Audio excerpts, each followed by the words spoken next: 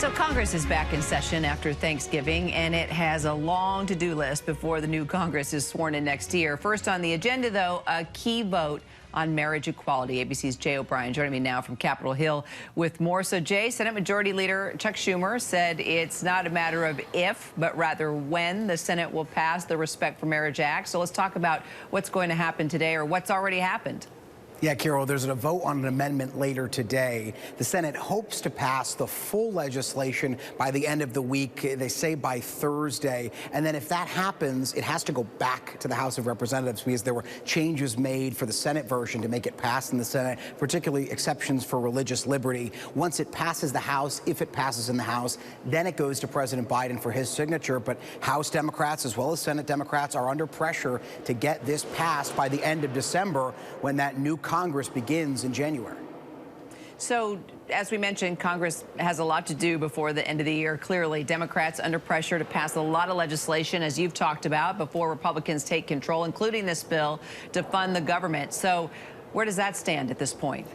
Well, they've got to fund the government by December 16th. Democrats have to come to some kind of a deal in the House and in the Senate to extend that funding. How long they extend the funding for, that is an open question. We've heard from Democratic leaders in both the Senate and in the House who say they are optimistic that there will be some kind of government funding plan passed in both chambers by that date. But how long it extends funding for, again, is one of those open questions. And when does it extend funding to in the new Congress, where you're going to have a Republican-controlled House and setting up a potential clash between that House and a Democrat-controlled Senate?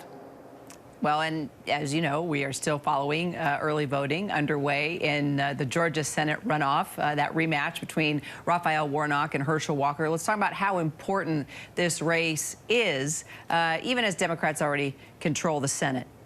Well, yeah, when you talk about a Democratic-controlled Senate, that extra seat, if they were to hold on to that Warnock seat, it gives Senate Democratic leadership, Chuck Schumer and others, some breathing room. Americans over the last few months have learned the names Kyrsten Sinema and Joe Manchin, right, because they've been those Democratic holdout votes on big legislation. If there were to be a 51-seat Democratic majority in the Senate as opposed to a 50-seat majority with the vice president breaking the ties, that would mean that either Sinema or Manchin could oppose a piece of legislation and it still could potentially pass. It would give them less power than they had before, particularly as a bloc if they stuck together. So that's something that's important to Senate Democratic leadership, and that's something where they're pumping resources into Georgia to try to hold on to that seat.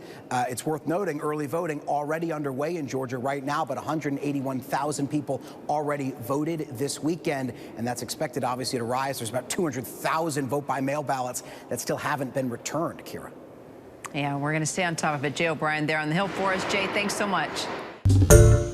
Hi, everyone. George Stephanopoulos here. Thanks for checking out the ABC News YouTube channel. If you'd like to get more videos, show highlights, and watch live event coverage, click on the right over here to subscribe to our channel. And don't forget to download the ABC News app for breaking news alerts. Thanks for watching.